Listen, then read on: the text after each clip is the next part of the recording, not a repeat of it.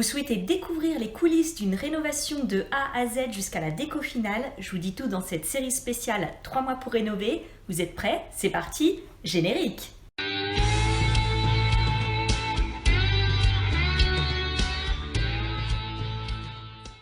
Hello à tous, moi c'est Caroline et je vous souhaite la bienvenue sur ma chaîne YouTube Respire et Décor. J'ai décidé de vous faire partager les coulisses d'une rénovation en famille. C'est la maison de mon frère et ma belle-sœur. Notre challenge, c'est 3 mois pour rénover. Alors si vous êtes nouveau par ici, abonnez-vous et activez la petite cloche parce que chaque semaine, je vous propose un nouvel épisode. Vous pourrez suivre l'avancée des travaux, mais aussi découvrir des conseils, des astuces, des tutos. Bref, je vous partagerai un maximum de choses qui pourront vous être utiles pour votre projet à vous.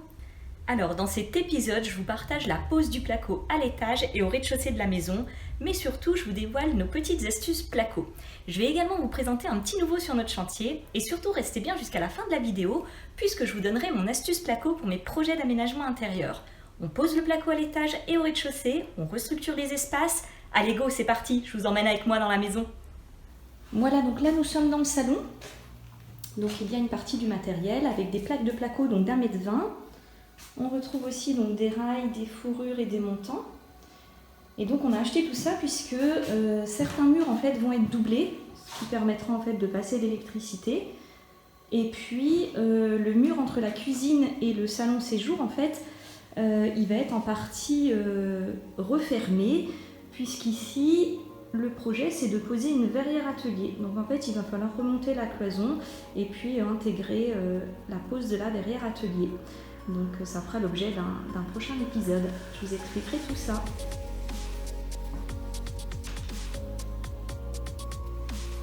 Alors donc là nous sommes à l'étage et puis on va voir ce que Romain est en train de faire. Alors Romain, tu peux nous expliquer ta mission là?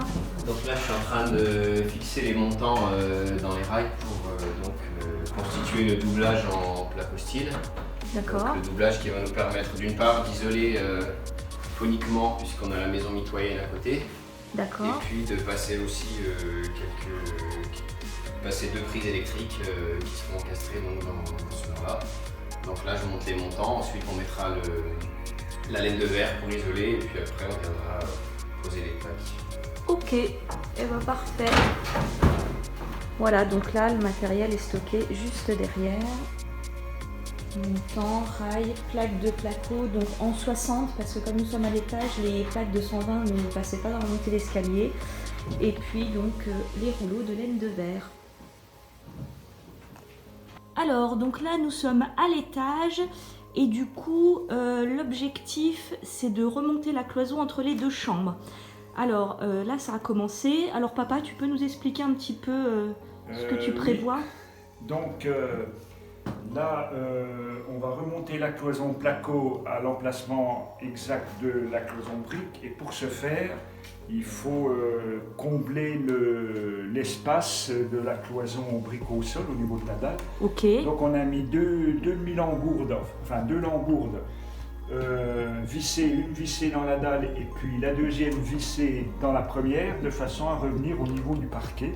Ok. Et là-dessus, donc on a également prévu de reprendre le point lumineux du séjour. Qui arrive donc juste là. De façon à le reprendre sur le circuit du premier étage. Ok. Point lumineux. Et puis ensuite, on va poser un rail là-dessus. Et la même chose au plafond, mettre les montants, passer l'électricité, mettre l'isolant entre les montants et puis mettre les plaques de placo. Et voilà, le tour est joué. Ok, et bah super, merci. Allez, au boulot.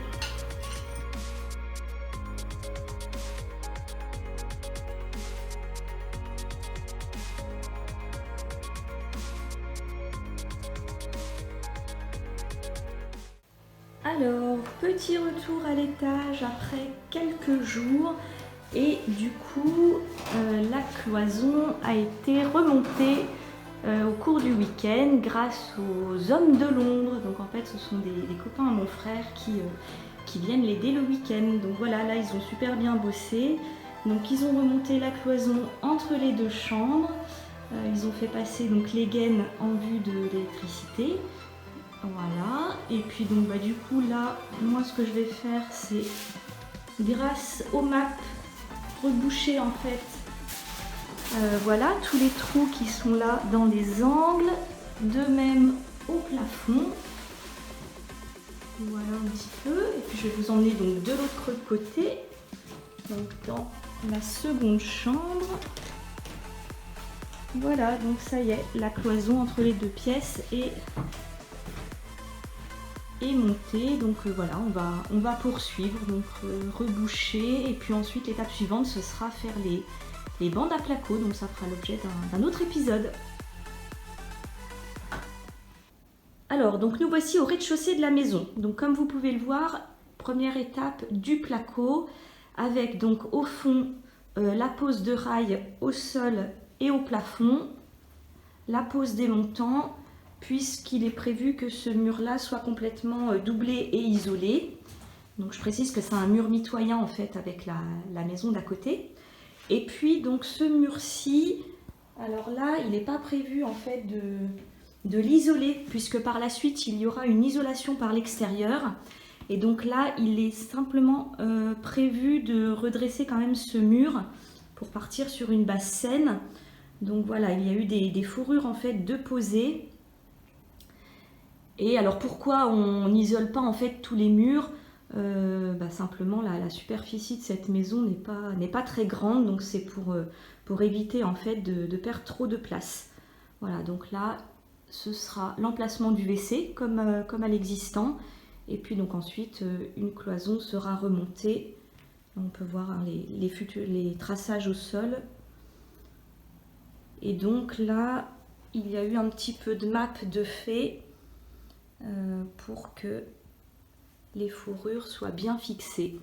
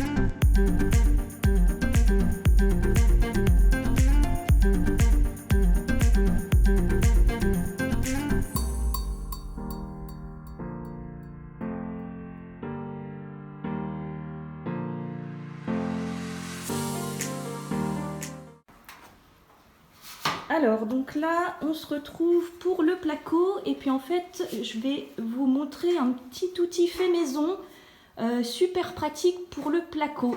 Alors papa, c'est quoi ce petit truc en bois là que tu utilises? C'est une pige réglable qui me permet de prendre la hauteur de la plaque, comme les plafonds sont pas vraiment de niveau. Ok.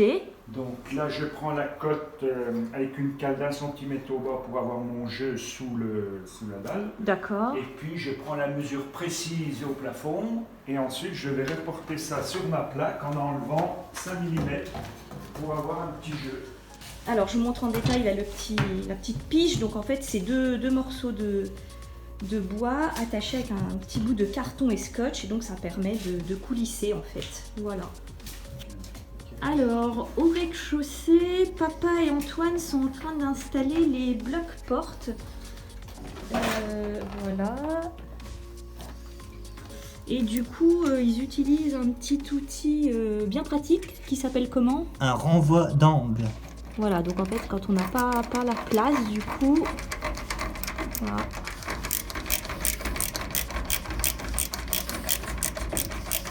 Ça permet du coup de visser facilement. Voilà. Donc là ils ont déjà bien avancé sur la pose donc de ces deux portes là. Alors donc pour le plafond dans la cuisine, la première étape c'est la fixation en fait des étriers au plafond. Voilà. comme il faut le voir. Et puis ensuite, du coup voilà, il y a ces petites choses-là. Du coup, ça vient se clipser en fait, on vient clipser le rail, voilà, comme ceci. Et du coup, voilà comment sont fixés les rails au plafond.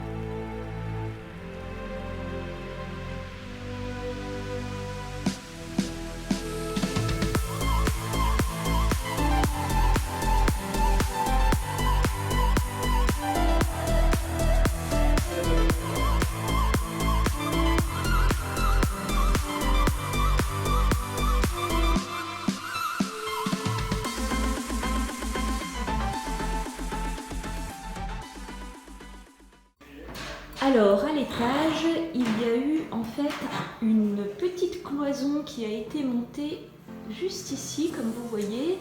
Alors, l'objectif, c'est de passer l'électricité et puis ce morceau de cloison va permettre en fait de créer un placard dans cette pièce.